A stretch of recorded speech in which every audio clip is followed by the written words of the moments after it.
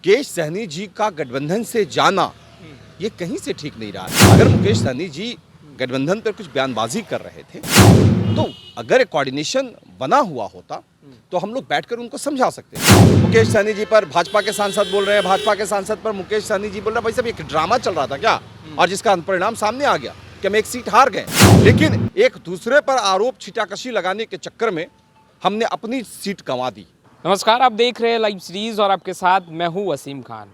बोचहा उपचुनाव में बीजेपी को हार का सामना करना पड़ा, यूँ कहें कि एनडीए को हार का सामना करना पड़ा, और जेडीयू के प्रदेश अध्यक्ष ने तो यहाँ तक कह दिया है कि अब पहले तरह एनडीए नहीं रह गया है, काफ़ी बदलाव हो चुके हैं और बीजेपी को अब विचार विमर्श करना चाहिए। देखिए, इस वक्त हमारे साथ दानिश रिजवान जी हैं, हिंदुस्तानी अवाम मोर्चा सेकुलर के राष्ट्रीय महासचिव बनाए गए हैं। सबसे पहले तो मुबारक हो सर। जी धन्यवाद।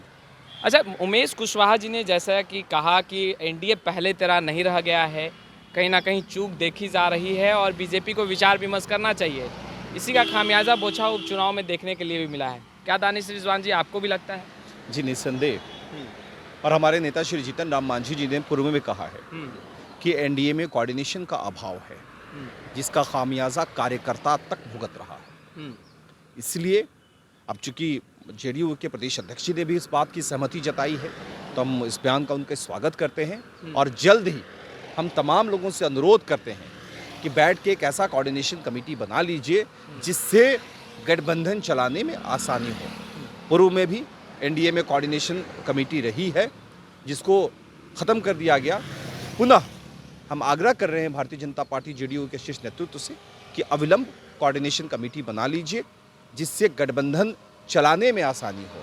अगर कोई हमसे नाराज़ होता है, कोई रूठता है, कोई अनर्गल बयानबाजी होती है, तो अगर एक कोऑर्डिनेशन बना रहेगा, हम महीने में एक बार बैठेंगे तो उसको शॉर्ट आउट किया जा सकता है। मुकेश सहनी भी एक फैक्टर है। मुकेश सहनी जी का गठबंधन से जाना ये कहीं से ठीक नहीं रहा। अगर मुकेश सहनी जी गठबंधन पर कुछ बयानबाजी कर रहे थे तो अगर कोऑर्डिनेशन बना हुआ होता तो हम लोग बैठकर उनको समझा सकते थे। लेकिन हमारे यहाँ कोऑर्डिनेशन तो कोई था नहीं। मुकेश सहनी जी पर भाजपा के सांसद बोल रहे हैं, भाजपा के सांसद पर मुकेश सहनी जी बोल रहे हैं, भाई साहब एक ड्रामा चल रहा था क्या, और जिसका परिणाम सामने आ गया कि हम एक सीट हार गए, जो सीट हमारी जीती हुई सीट थी, और हम फिर से उस पर जीतते। लेकिन एक दूसरे पर आरोप छिटाकशी लगाने के चक्कर में हमने अपनी सीट गंवा दी।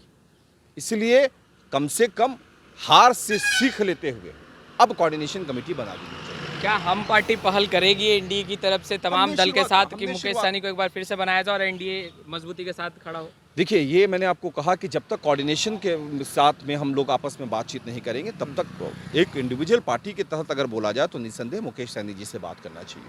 अच्छा दानिश रिजवान जी, बिहार के सियासत में अब कहीं ना कहीं जो बातें निकल कर आ रही हैं कि मुख्यमंत्री नीतीश कुमार अब दिल्ली के लिए रुख करेंगे। देखिए, सियासत में बातें निकल के नहीं आती हैं, एक एजेंडा चलाया जाता है।